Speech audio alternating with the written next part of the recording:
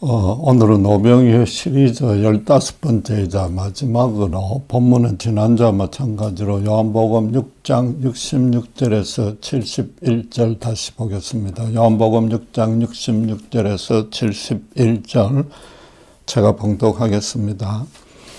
그때부터 그의 제자 중에서 많은 사람이 떠나가고 다시 그와 함께 다니지 아니하더라. 예수께서 12 제자에게 이르시되 너희도 가려느냐? 시몬 베드로가 대답하되 주여 영생의 말씀이 주께 있사오니 우리가 누구에게로 가오리까? 우리가 주는 하나님의 거룩하신 자이신 줄 믿고 알아사옵나이다. 예수께서 대답하시되 내가 너희 12를 택하지 아니하였느냐? 그러나 너희 중에 한 사람은 마귀니라 하시니 이 말씀은 가룟 시몬의 아들 유다를 가리키심이라. 그는 12 중에 하나로 예수를 팔 자르라. 오병이의 기적은 내 복음서가 다 기록하고 있는 유일한 기적입니다. 유대인들에게 준 충격과 감동이 최고로 컸다는 뜻입니다. 남자만 5,000명이었으니까 아이와 여자와 노인들도 들은 빠졌고, 또 히브리어법상 남자 몇 명이라고 할 때는 주로 가족 숫자, 가구 숫자를 뜻합니다. 그렇다면 아무리 작게 잡아도 2만 명은 좋게 됩니다. 예수님은 한 아이가 가진 떡 5개와 물고기 2마리를 가지고 그 많은 무리가 배가 부르도록 먹이고 또 12 강줄에 가득 남게 했습니다. 그런데 마태, 마가, 누가는 이 기적의 객관적인 사실만 기록하고 있지 그 다음에 전개된 일에 대해서는 침묵하고 있습니다. 신자들이 그 새 복음서를 통해서 오병이어의 외적인 결과만 접하면은 아무래도 그 엄청난 규모의 초점을 맞추게 됩니다. 실제로 지금껏 교회에서 작은 것 하나라도 주님의 일을 위해서 기꺼이 내어드리면 엄청난 축복을 받는다고 배워봤습니다. 그래서 교회에서 봉사를 하거나 헌금을 드리면서 오병이의 기적처럼 수십 배, 수백 배의 은혜로 대갚아 달라고 기도합니다. 반면에 요한복음은 그 기적보다도 그 직후에 벌어진 일을 더 상세히 다루고 있습니다. 살펴본 대로 주님이 왜 그 무리를 피해서 따로 기도하러 갔는지, 그런데도 이튿날 일찍부터 그들이 주님을 찾으러 오자 주님과 그들이 나눴던 대화에 대해서 기록하고 있습니다. 예수님은 가장 먼저 백성들이 원하는 그 현실의 풍요와 안락은 썩을 양식이므로 영생을 주는 떡을 먹으라고 권했습니다. 그 떡은 바로 하나님이 인치신 인자인 당신이므로 당신의 살을 먹고 피를 마시라고 했습니다. 이제 곧 십자가에서 대속 제물로 바쳐질 것을 예언한 것인데 누구라도 당시로서는 그 말씀이 어렵다고 여길 수밖에 없었습니다. 주님은 그러자 당신께서 다시 하늘로 올라갈 것이라고, 즉 당신이 바로 죄인을 구원하러 하늘에서 내려온 하나님이라고 선포했습니다. 그러자 당신을 따라다녔던 제자들마저도 많이 떠나고 다시 함께 다니지 않았습니다. 이처럼 요한이 오병이어 기적에 관해 내린 결론은 그 새 복음서 공간복음의 내용과 정반대로 달라졌습니다. 그 수많은 추종자들은 물론이고 제자들마다 많이 떠나가 버렸고, 배반할 유다를 빼면 11명의 제자만 남았습니다. 사람 숫자로만 따지면 2만 명이 복을 받았으나 11명만 남았으니까 약 2,000배로 복이 줄어든 셈입니다. 하나님의 은혜와 형벌의 의미와 가치를 수치로 따질 수는 없지만은 어쨌든 오병이어의 그 큰 권능을 보고 예수님을 열렬히 쫓으려 했던 백성들의 마음이 완전히 식어버린 것은 분명합니다. 그것도 주님 쪽에서 먼저 이해하기 어려운 가르침으로 그들의 기대와 믿음을 깨뜨려 버렸습니다. 오병이의 감동을 주님이 주도적으로 지어버렸고 또 그 기적을 직접 체험했던 당사자들도 다 떠나버렸다면은 오늘날 신자들이 그런 식의 엄청난 축복을 달라고 기도한들 무슨 의미가 있겠습니까?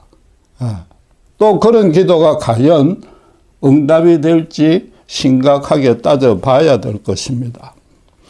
오병이의 기적에서 각 사람이 받은 은혜는 시리즈 서두에서 말씀드린 대로 단순히 저녁 한 끼, 도시락 하나뿐입니다. 각 사람마다 2만 장의 호텔 뷔페 무료 식사권을 받은 것이 아닙니다. 그 자리에 모인 사람의 숫자가 2만 명이니까 2만 개의 도시락을 주신 것입니다. 바꿔 말해서 자기가 봉사, 헌금, 충성한 것을 구실로 자기에게 오병이와 같은 엄청난 복이 올 것이라고 기대해서는 처음부터 틀렸다는 뜻입니다. 하나님은 신자의 중심을 깨뜨려 아시기에 그 각자의 중심에 딱 맞게 합당하게 한치의 오차 없이 상과 벌을 주실 뿐입니다.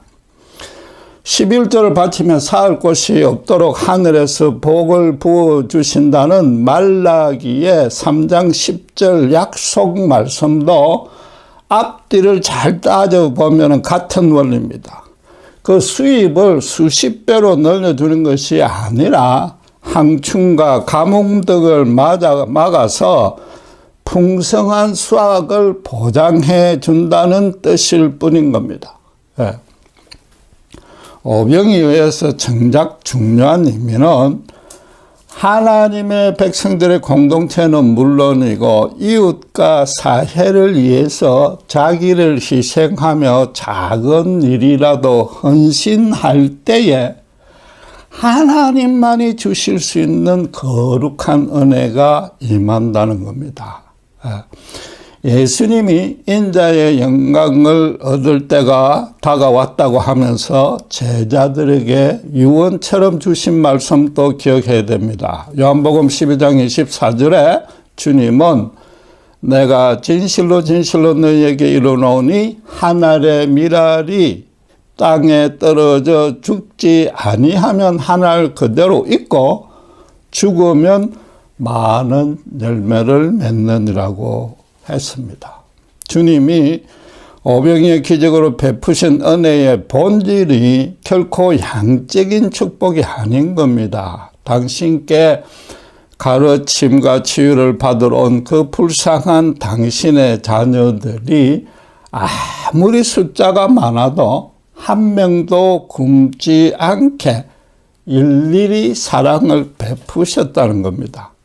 거기에 인간사에서 통용되는 신분, 계급, 재산, 학력, 건세 등에 따른 구분과 차별은 아예 적용되지 않았습니다. 더 많이 먹거나 적게 먹는 자도 한 명도 없었고 각자가 양껏 먹었습니다. 하나님은 모든 이를 똑같이 사랑하시되 모든 이의 형편을 한 사람 한 사람별로 정확히 다 알고 계시다는 겁니다. 예수님은 그래서 오병이어를 통해서 당신이 바로 천하 만물을 만드시고 그것을 거룩하게 통치하고 계시는 분임을 정확하게 분명하게 드러낸 겁니다. 백성들이 예수님의 십자가 구원에 대한 가르침을 이해하지 못한 까닭도 오병이어를 단순히 2만 배의 권능이라고 이해했기 때문인 겁니다. 그들이 만나를 항상 먹게 해달라고 했듯이 오직 이 땅의 풍요와 안락에만 관심이 가졌던 것입니다. 예수님은 하나님이 보내신 자만이 당신을 믿을 수 있다고 했습니다. 그 말은 하나님 그분보다 그분이 주시는 축복에만 관심을 쏟는 자들은 주님이 누구인지, 왜 이 땅에 왔는지 아무리 설명해 줘도 모르고 사실은 거기에 대해서 관심도 없다는 겁니다. 반면에 주님은 마지막까지 당신 곁에 남을 12명의 제자들에게 내가 너희를 택했다고 격려해 줬습니다. 마찬가지로 그들 모두를 한 명씩 다 알고 계시고 한 명씩에게 은혜를 주시고 각각 한 명씩에게 맡길 일을 주실 것이라는 그 진리를 더 확실하게 밝힌 겁니다. 예수님은 나중에 그들을 택한 이유를 요한복음 15장 16절에 더 정확하게 풀어서 이렇게 설명합니다. 너희가 나를 택한 것이 아니요 내가 너희를 택하여 세웠나니 이는 너희로 가서 열매를 맺게 하고 또 너희 열매가 항상 있게 하여서 내 이름으로 아버지께 무엇을 구하든지 다 받게 하려 함이라고 했습니다. 또다시 하나님의 능력에만 주목하는 신자는 이 말씀도 뒷부분 내 이름으로 아버지께 무엇을 구하든지 다 받게 하려 한다는 것에만 주목할 것이고 그래서 믿음으로 기도만 하면 다 이루어진다고 이해할 겁니다. 그러나 주님은 분명히 열매를 맺게 하기 위해서 기도를 응답해 주신다고 약속하시면서 그렇게 하려고 당신께서 제자들을 택했다고 했습니다. 주님의 이 말씀은 사실 아주 심각하게 받아들여야 됩니다. 단순히 신자들은 착하게 살라는 것이 아닙니다. 오늘날도 자기 문제만 해결받으려고 하나님의 능력에만 초점을 맞추는 신자의 기도를 주님은 응답하지 않는다는 뜻이 되지 않습니까? 여러분 오해는 마시기 바랍니다. 하나님은 당신의 자녀들의 기도를 통해서 상상도 못할 권능을 발휘해 주십니다. 기도에 응답하는 것만도 불신자들은 전혀 알지 못하는 너무나 큰 은혜요 기적입니다. 그러나 자기 고난만 없애달라는 기도는 자기만 안락하면 된다는 뜻이므로 주님이 신자가 맺기를 원하는 열매가 아닌 겁니다. 십자가 복음의 진리를 미처 몰랐던 초신자 때는 그런 믿음만으로 기도해도 그런 대로 응답을 받습니다.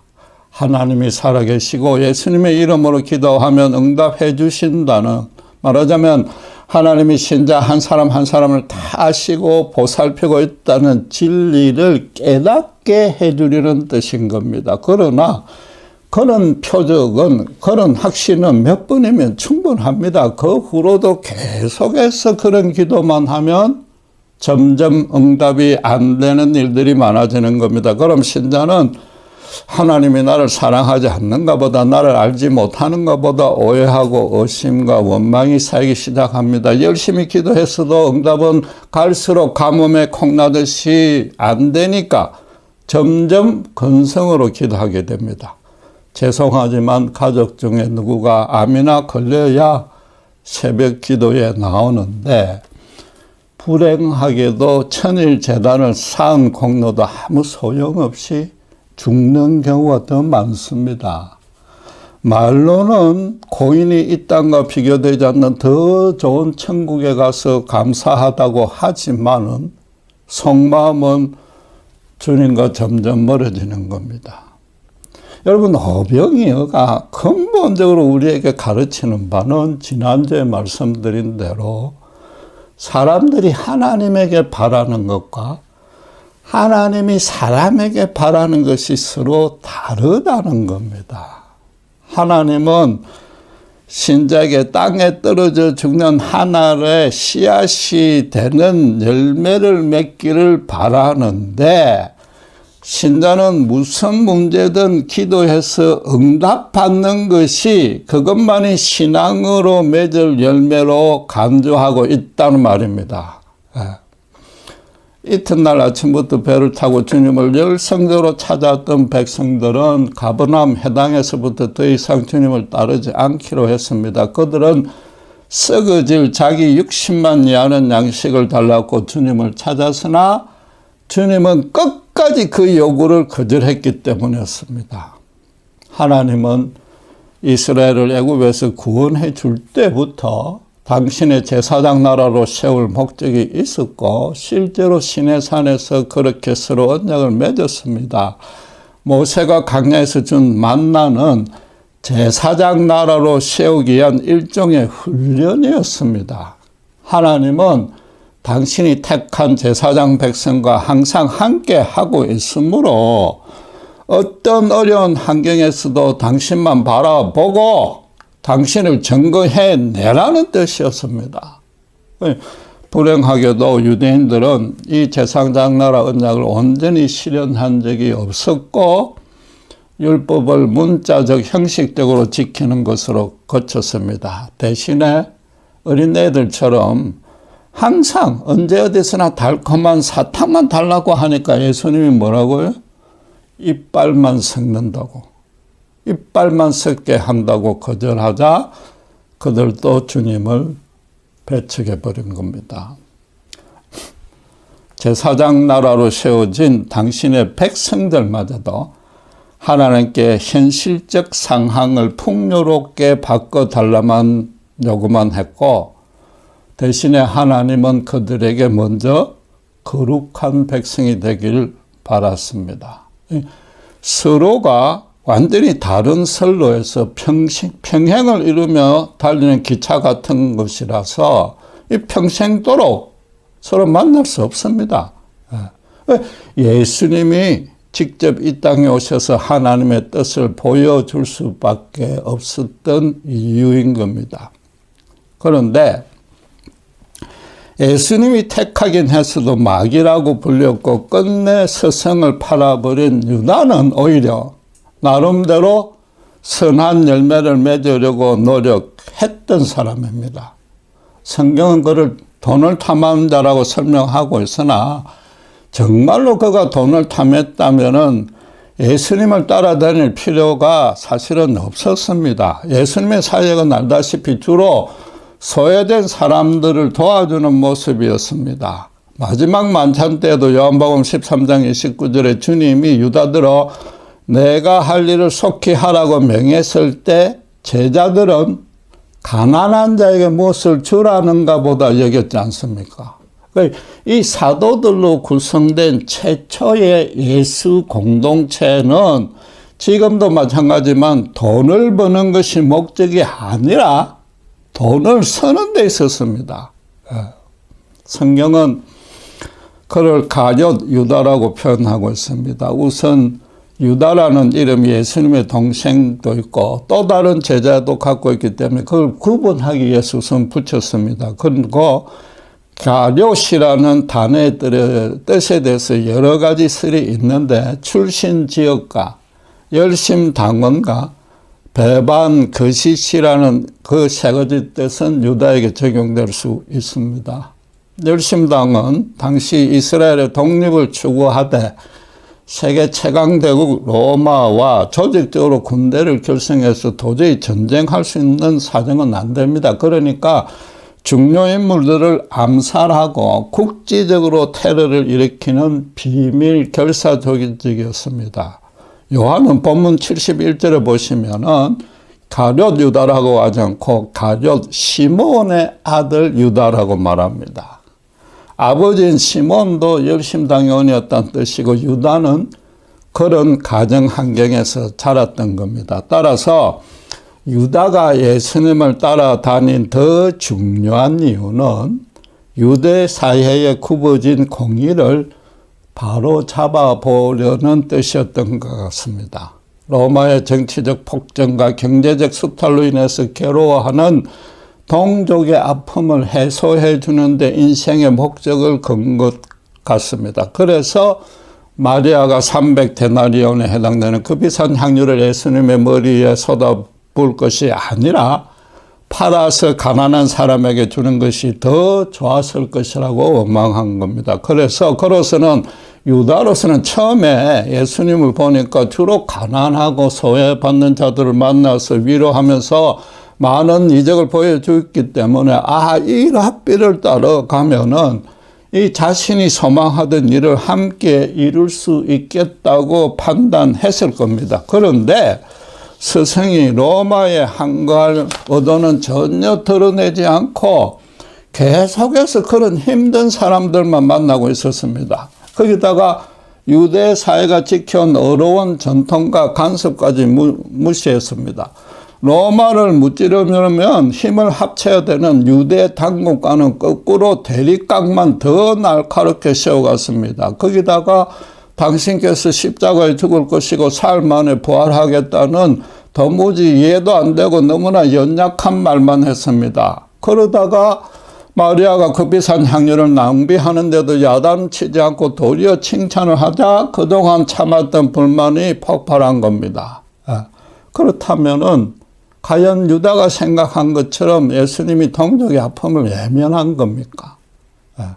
로마 같은 부패한 허감의 세력이 세상을 지배해도 사실은 아무런 말씀도 없었습니다. 그러면 그들을 방치하고 당신의 사랑하는 사람들만 천국으로 데려가려고 이 땅에 오신 겁니까?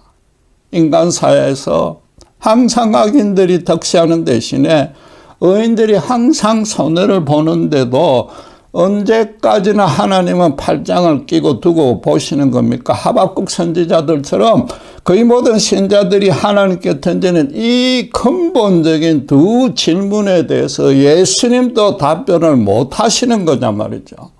여러분 절대 그렇지 않습니다. 예수님은 우선 유대사에서 힘이 없어서 소외되어 비천한 사람들을 주로 만나서 교제해 주었지 않습니까? 제자들이 잠에 떨어져 있는 동안에도 아침 저녁으로 유대사의 회복을 위해서 눈물로 간절히 기도했습니다. 당신을 팔아 넘길 줄 알고도 열심당원인 유다를 제자로 택했습니다. 예루살렘 성전은 종교적 행사뿐 아니라 당시의 유대사의 모든 측면을 통치하는 최종 권위관을 지닌 기관이었습니다. 그런데 그 성전에서 부패한 장사처와 한전상을 불같은 화를 내면서 내쫓은 만큼 주님이 인간 사이에 굽어진 공의를 안타깝게 여긴다는 분명한 증거도 없는 겁니다. 여러분, 인간 사회가 서로 시기하고 분쟁해서 이 많은 모순과 문제와 환난과 고통이 없이 자꾸 산출된다는 사실을 누구나 알 수 있습니다. 교육, 도덕, 종교 수준과 상관없이 모르는 사람은 없고 소시오패스가 아닌 이상 인간이라면 이대로 두어서는 안 된다고 안타까워합니다. 그러나 각자가 처한 환경이 다르고 내 코가 석자라 행동으로 나서지 못하는 겁니다. 유다같이 어려운 생각을 갖고 행동으로 나선 이도 있지만은 극소수라서 역부족입니다.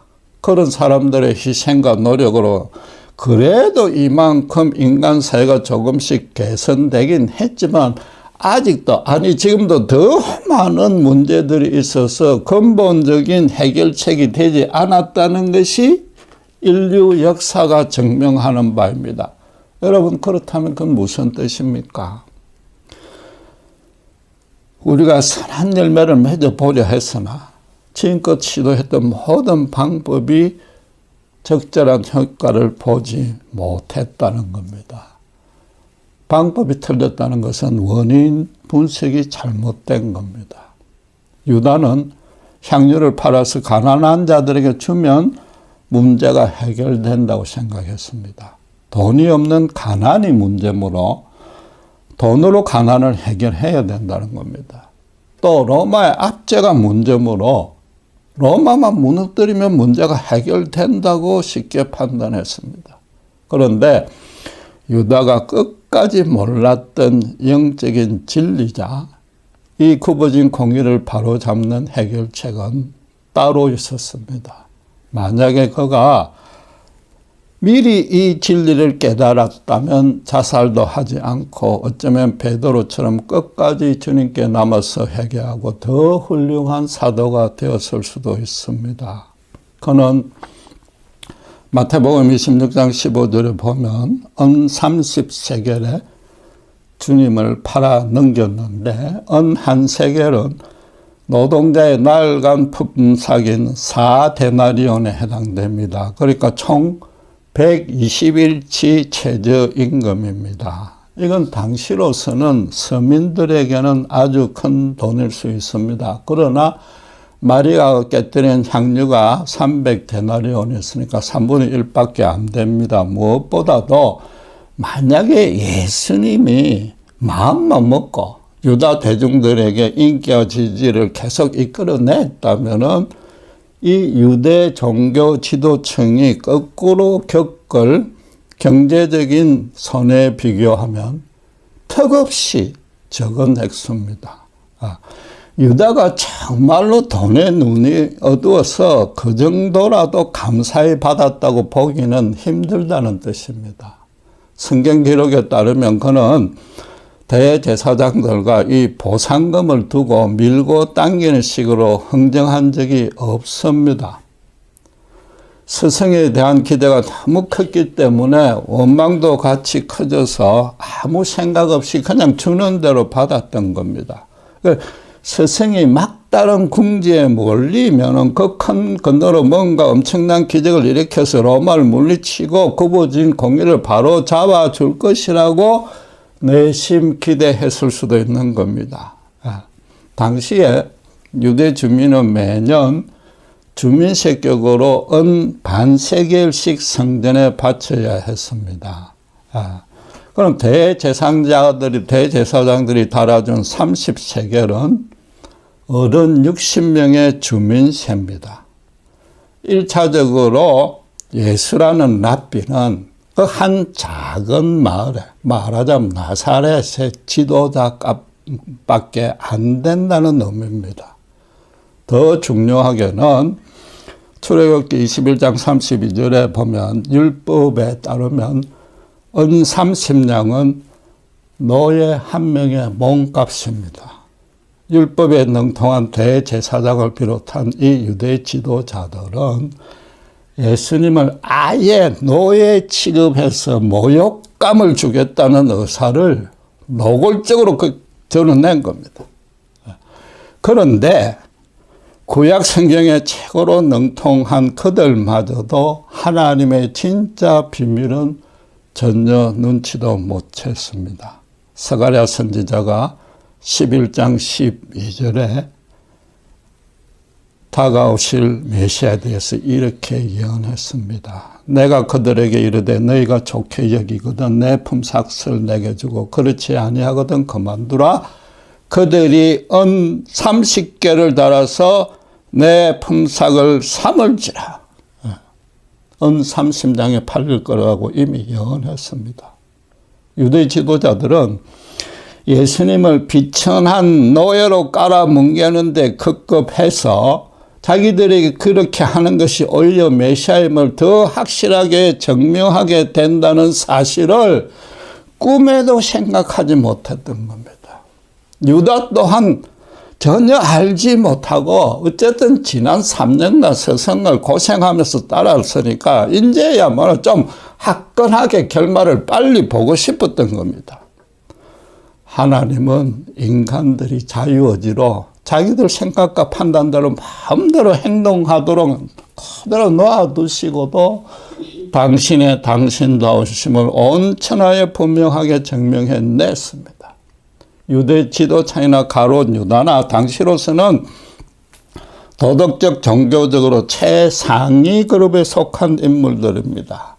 그들 나름대로 모든 되어져 가는 상황을 종합적으로 판단해서 분별하고 그래가 최선의 결정을 내린 겁니다. 그게 개인적인 욕심을 채우려는 측면도 분명히 있었지만은 나름대로 유대 공동체를 위해서 내린 선한 결정이었습니다. 그러나 결과적으로는 유대 공동체는 물론이고 자신들에게도 어떤 실체적인 도움도 주지 못했고 자신들의 심령이 얼마나 추악한지만 온 천하에 드러낸 겁니다. 윤리적으로는 물론이고 하나님을 거역하는 최악의 죄를 범했습니다.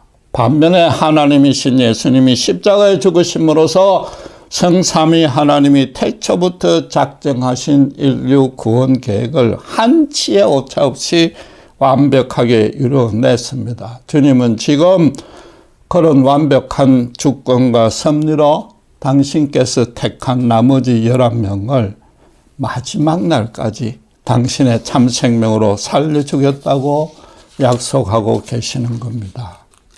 로마가 문제므로 로마만 물리치면 된다는 유대의 생각은 사회적 구조와 환경의 불균형 때문에 가난이라는 문제가 생겼다는 겁니다. 이미 일어난 문제 해결에만 급급하지 진짜 문제의 원인이 무엇인지 전혀 파악하지 못했습니다. 백성들이 참 표적이신 예수님은 예면하고 자기들 60만 년의 떡을 달라고 요구한 것도 당장 눈에 보이는 모든 문제를 이 돈이 쉽게 해결해 줄 것 같기 때문인 겁니다. 예수님은 대신에 가난은 항상 너희와 함께 있다고 말씀하셨는데 가난도 돈으로 해결하러 들어서는 절대 해결되지 않는다는 겁니다. 지금까지 너희들이 그렇게 했지만 실패했지 않느냐 항상 있을 것이라고 그럽니다. 가난의 원인을 제거하지 않고 발생한 부정적인 결과만 없애려 드는 꼴인데 암이 걸렸는데도 수술은 않고 고통을 느낄 때마다 진통제만 먹고 견디겠다는 것과 같은 겁니다.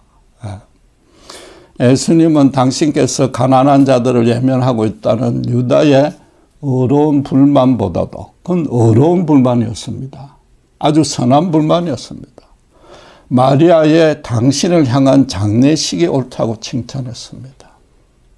예수님이 십자가에 죽지 아니하고는 이 세상의 공기가 굽은 것을 포함해서 인간사의 모든 문제가 절대 해결되지 않는다는 뜻입니다. 사람들이 하나님을 온전한 자유의 주시인으로 모시고 그분 뜻대로 살지가지 아니하면 모든 이가 자기 안일만 최우선으로 삼기 때문인 겁니다. 하나님을 진정으로 사랑해야만 이웃도 진정으로 사랑할 수 있고 그 결과 인간 사회의 공의도 바로 세워지는 겁니다. 한마디로 요한이 기록한 오병이어는 십자가 복음이었습니다. 그런데 여러분 그 복음의 의미가 참으로 오묘하지 않습니까? 예수님은 언제 어디서나 수만 명 아니 수백만 명의 사람에게도 만나를 내려줄 수 있습니다. 그런데도 그렇게 해달라는 백성들의 요구를 첫마디에 거절했다는 겁니다. 그게 복음이란 말입니다. 또 바로 그게 인간사의 문제를 해결하는 방식이기 때문에 이 베드로를 포함한 모든 인간들이 이해하지 못했던 겁니다. 서로 생각이 다르니까. 만물 중에 가장 부패한 것이 인간의 마음인데다가 예수를 믿었어도 그 본심은 여전히 생생하게 남아있습니다. 날마다 자기를 부인하고 자기 십자가를 지고 주님이 가신 길을 정말로 따라가지 아니하면은 아무리 인간적으로 가난한 사람을 도와주어도 자신의 욕심과 자랑과 교만이 개입될 수밖에 없는 겁니다. 인간사의 모든 문제의 근본은 원인은 하나님을 멀리했기 때문입니다. 골고다 예수님의 십자가에 드러난 하나님의 조건 없는 사랑으로 그 죄인들을 하나님과 다시 화목시켰습니다. 인간 공동체의 모든 문제를 해결할 수 있는 좋은 소식, 복음이 될 수밖에 없는 겁니다. 우리 모두는 오병이어 때 유대인들과 똑같이 영적인 시체였습니다. 성령의 간섭으로 주님의 십자가 사랑을 받아서 이제는 주님을 진정으로 사랑할 수 있게 되었습니다. 바꿔 말하면 이웃도 진정으로 사랑할 수 있게 된 겁니다. 하나님을 사랑하듯이 이웃을 사랑하라는 것이 단순히 기독교의 첫째 가는 강령으로 그치지 않습니다. 인간 문제의 근본적이고 유일한 또 완전한 해결책입니다. 말하자면 지금의 이 팬데믹과 지구온난화 사태도 근본적으로 해결하고 다시 재발하지 않게 만들 수 있는 궁극적인 길인 겁니다. 최근에 가톨릭은 인간사의 문제들을 남들이나 환경에 잘못을 돌리지 않고 모두 다 내 탓이오라는 운동을 벌이고 있습니다. 죄송하지만 개신교는 신자들끼리 교회에 모여서 봉사 충성 헌금했으니 뭐라고요? 오병이어처럼 나에게 수십 배, 수백 배 축복을 내려달라고 기도하는 쪽이 더 믿음이 좋고 더 다수가 되어버렸습니다. 현대인들은 예수를 믿는 목적이 단지 문제 해결이라면은 굳이 교회 나가지 않아도 된다고 생각합니다. 자기 노력으로 돈을 많이 벌고 세상 지식을 많이 쌓고 그래도 부족하면 전문가나 권세자 도움 받으면 언제 응답될지 모르는 기도보다 훨씬 빠르고 효과적인 대책이라고 여깁니다. 거기다가 사회적인 공의를 바로 세우는 일에 관심이 많은 어려운 사람일수록 지금 적극적으로 지역사회를 섬기면서 내 탓이오 운동을 벌리는 가톨릭으로 발걸음을 돌리는 겁니다. 개신교는 절대적이고 유일한 구원 진리를 소유하고 있음에도 실제로 삶에 적용하지 못하고 있습니다. 그러니까 예수님 당시의 유대교가 백성들로 인본주의적인 거짓 가르침에 넘어가게 만든 것과 똑같은 잘못을 지금 또 범하고 있는 겁니다. 신자가 하나님의 능력을 기대하면서 기껏 2만 배로 멈추는 것부터도 잘못입니다. 우주 전체를 만드신 그분이 십자가에서 우리를 위해 당신의 전부를 주셨습니다. 지금도 하늘과 땅의 모든 권세를 갖고 신자들이 세상 끝날까지 세상 딴 것까지 가도 함께 해 주십니다. 바울은 그 죽을 고비를 수도 없이 넘기면서 세상 모든 것들을 배설물로 여기고 오직 그리스도를 얻은 것을 가장 귀하게 여겼습니다. 바울처럼 사나 죽으나 자기를 위해 생명을 내어주신 그리스도의 이름만 높이는 믿음은 이제 정말 찾아보기 힘들어졌습니다. 안타깝게도 세상 사람들마저 개신교 교회의 참 생명이 거의 사라졌다고 이미 눈치채고 있습니다. 팬데믹과 지구온난화는 세상 앞에 소금과 빛이 되지 못한 교회와 신자의 책임이 가장 크다고 말해도 과언이 아닙니다. 또 지금처럼 오병이어마저도 온전히 이해하지 못하면 또 그래서 교인들이 세상에서 하늘의 미랄로 땅에 떨어져 썩지 않으면 앞으로 신자 본인은 물론이고 이 세상에 아무 소망이 없습니다. 갈수록 세상의 공의는 더 굽을 것이며 여러 계층 간의 격차도 극심하게 벌어질 겁니다. 사람들의 불평, 불만이 극에 달하고 그래서 인간사회의 공권력이 차라리 없는 것이 좋겠다는 지경까지 사실은 이미 그런 조짐이 막 드러나고 있는데 그렇게 갈 겁니다. 무정부 상태로 매드맥스 같은 세상이 올 것이란 말입니다. 요컨대 주님 다시 오실 날이 급속도로 가까워지고 있다는 겁니다. 신자들이 자기는 이미 구원받았기 때문에 종말이 언제 와도 된다고 여기고 아니 이렇게 어려울 거면 차라리 더 빨리 왔으면 좋겠다고 말할 일이 결코 아니란 말입니다.